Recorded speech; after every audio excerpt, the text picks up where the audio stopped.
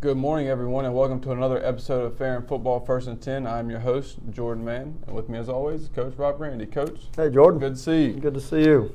Ferrum comes off of a tough loss against Averett University, 19-7. It was this past weekend, and to get in it a little bit, Coach, what were your thoughts after the game?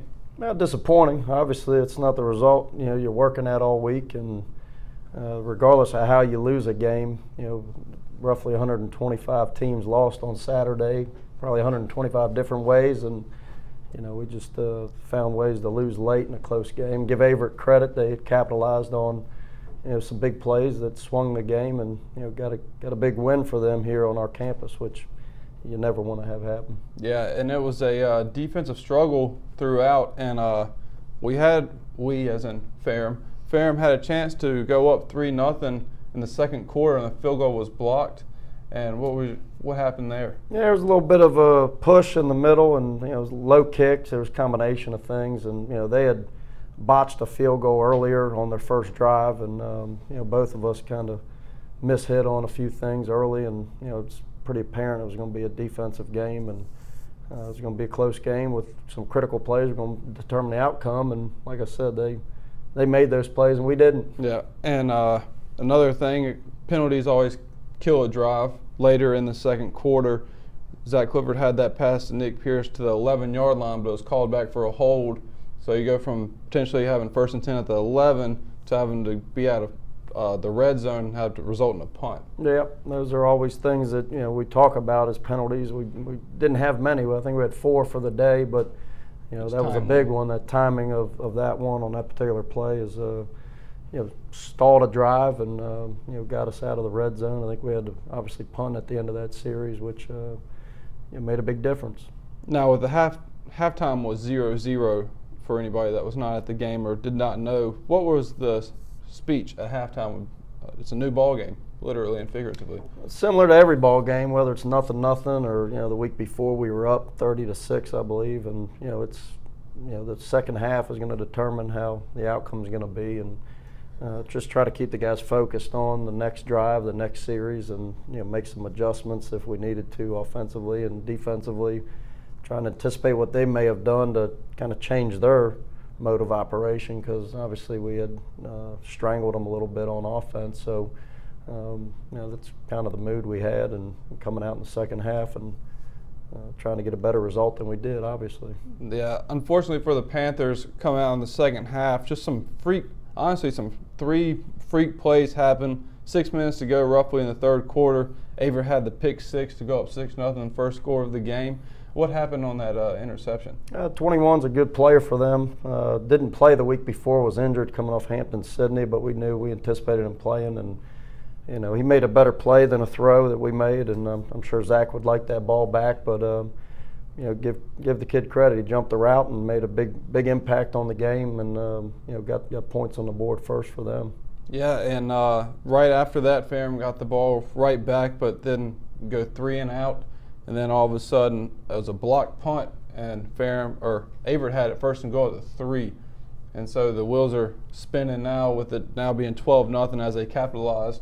What was the message to the team after that basically 2 minutes of a rough stretch there? Yeah, I mean, it's definitely a wave that you don't want to have happen, but trying to keep the guys focused on the next drive and can't really get back those plays. Just got to move forward, and didn't fix the problem we had obviously later in the fourth quarter, which resulted in another touchdown and created a pretty big scab on our special teams that it's going to get picked this week, I'm sure. So we got to make sure we heal that wound, but.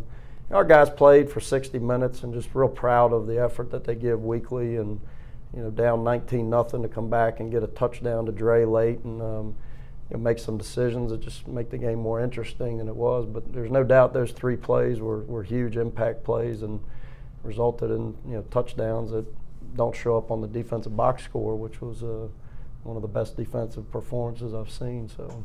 Yes, hats off to the defense again. Another very solid week. Probably, like you said, the best performance so far in this young season, which says a lot because they have shown out in the first 2 games of the season.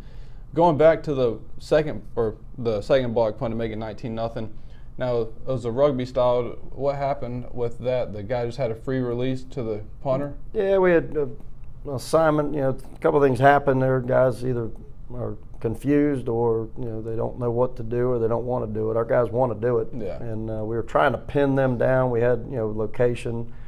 There's all kinds of second guessing you can make on a play, but it was a combination of a missed block and the way that we were punting the ball that just put us, exposed, and they took advantage of it, and we got to clean it up. Yes, sir. And with the final score being 19-7, like you said, the defense, this is a game that the box score is not result. The final score is not result what the box score shows. Ferrum had 157 rushing yards on 4.1 yards a carry to Averett's 63 rushing yards, averaging less than 2 yards a carry. Ferrum held Averett to 36 passing yards, while Ferrum had 186, and Ferrum outgained the Averett 343 to 99. So just going in next week, just capitalize on opportunities when you have a chance to get points on the board. That's what you're looking into against a very talented Huntingdon team. Yep, that tells me there's one stat that matters, and that's the scoreboard. And our guys got a really good team coming in here, two-time conference champs, well coached. Coach Turk's a class of the conference, and they're going to come in here ready to play. And we've got to match that intensity we had last week and fix some of the things we didn't do well, and work our way to a victory. That's the number one goal. In last year's meeting, the Panthers lost to Huntingdon 48-27. Huntingdon led 21-7 after the first quarter, and they ended up having about 500 yards of offense. What's the game plan with trying to slow down a very talented offense in Huntingdon? Because they were one of the tops in the nation last year. Yep, they were top 5 in the nation. They're averaging 500 yards a game in the first 3 weeks, and they do things on the perimeter in the run game. They're balanced, and they've got a really good wide receiver that's having a terrific year for them, and good backs. And their quarterback is a new guy. Their player of the year last year was a senior, but going into week 4, they've got some playing time under their belt, and they're getting lubed up a little bit, and we're going to be having our hands full. But we're excited about the challenge, and putting last week behind us and moving like you have to do in athletics and life. You got to go to the next challenge, and that's where we're at. Everybody come out. It is homecoming week. Your Ferrum Panthers will host the Huntingdon Hawks. Coach, thank you as always. All right, Jordan.